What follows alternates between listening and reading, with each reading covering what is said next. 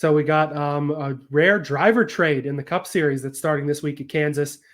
Justin Haley is going to return to Spire Motorsports. Of course, ran a few races, won the 2019 Summer Daytona race on some kind of fuckery rain strategy. I still feel bad for Kurt Busch on that one, but able to get it done. He's going back to Spire, and he's going to drive that 7 car the rest of this year and in 2025, confirmed, running with Rodney Childers in that 7. Corey Lajoie is going to go run the 51 at least the rest of this year. I imagine he gets that seat again next year, but it's not confirmed yet. But they will make this trade for the last 7 races of the year, something that you almost never see. It's been, I think, damn near 20 years since we've seen something like this in the Cup Series. Yeah, absolutely. I don't remember it from my perspective. You and I were probably 4 or 5 when this happened. So cool to kind of see a trade like this go down. Crazy to see it kind of happen mid-season here as well. And, there was a point in the season looking back where Justin Haley was running inside the top 10 every single week, it seemed like, but was never really able to make up the difference from the equipment or the team. Something was always kind of plaguing this number 51 team. Just 2 top 10s on the season for him, which I think most people would be surprised to hear that. But it does not just indicate how well he has been running so far this season. 6 top 10s last year. He had a win in 2019, as you said, very fluky one at that. But also, looking back to when he was in an Xfinity Series as well with colleague full time, he had 4 wins. He took that car at one point into a deep playoff run. So I think Justin Haley here with Rodney Childers is a match made in heaven. I can't wait to see it. I can't wait to gamble on it. I'm excited to see what happens here in 2024. And I think on the other side of this as well, Elliot, Corey Lajoie, just 3 top 10s this season. He has had 2 non-drafting top 10s since this announcement. Maybe got him into gear a little bit, but I think he's probably back, where he's most comfortable. A slower team, a low-pressure team, not an ascending team like Spire was. Yeah, and that's the thing about Spire is they're ascending to the point where now the rumors are out there that they may get more Chevy support than teams like Trackhouse. They may become sort of a mini Hendrick affiliate, almost like Stewart-Haas was when they first showed up and ran Chevrolets back in the day. And for Justin Haley, obviously he's a high potential guy. Running in those Rick Ware cars, they've improved, but clearly they're not on the same level as Spire still, which is a credit to Spire. If you guys remember, if anyone was still watching when the show first started, I was the guy to shit on Spire and say they're only in this for money. They're not in it for improving at all. And I've mentioned this before on the show, but I've done a complete 180 on them. Obviously, they're here to win. Obviously, they're here to do good things, and Justin Haley's only going to improve them. For Lajoie, I mean, the Ware cars are getting better. They're not quite as bad. If he does go full-time in that car again next year, he'll have a couple of surprise runs, almost as if we did a couple years ago with Spire, when they were almost on the same level. Yeah.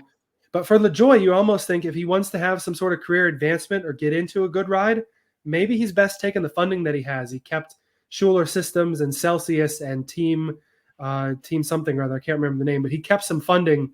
Maybe he would be better off dropping down to Xfinity or Truck for a year, pulling a JHN or pulling somebody else, get in a better ride, get yourself some potential, get yourself some wins.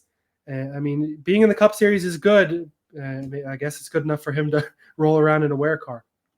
I just think he is probably talented enough where I think he could go out in the Truck Series and win a couple races a season. I think he could at least contend in the Xfinity Series, potentially make the playoffs. And he's that type of guy, man. He's going to continue to cut his teeth out here.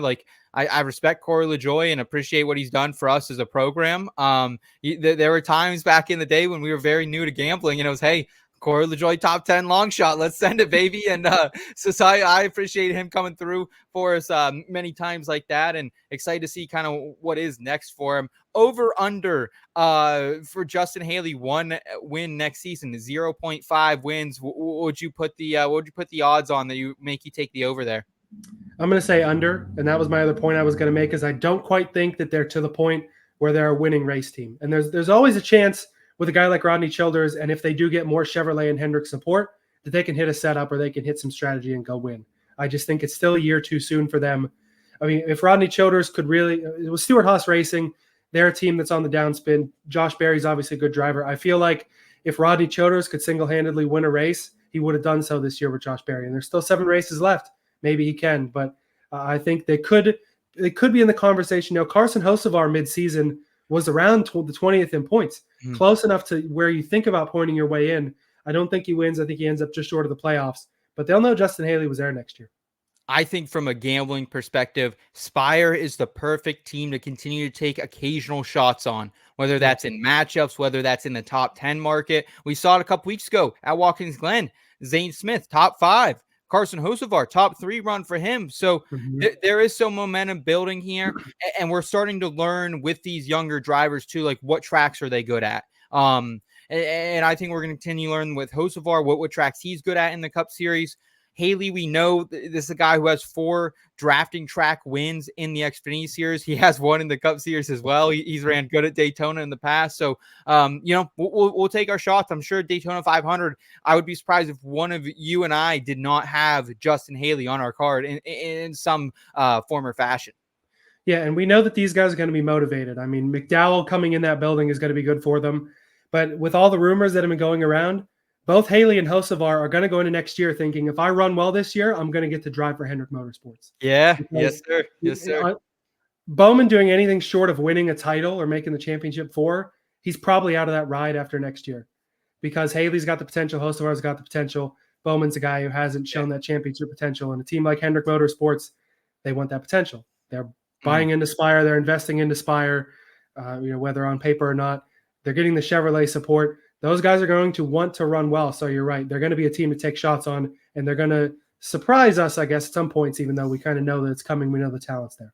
Yeah. Yeah. I mean, it was what, maybe 13, 14 months ago that we saw Justin Haley almost pull out a win out of his ass at the Chicago Street Course. So yeah, you never know with this sport and these upcoming teams. So excited to be here front and center to watch it all. And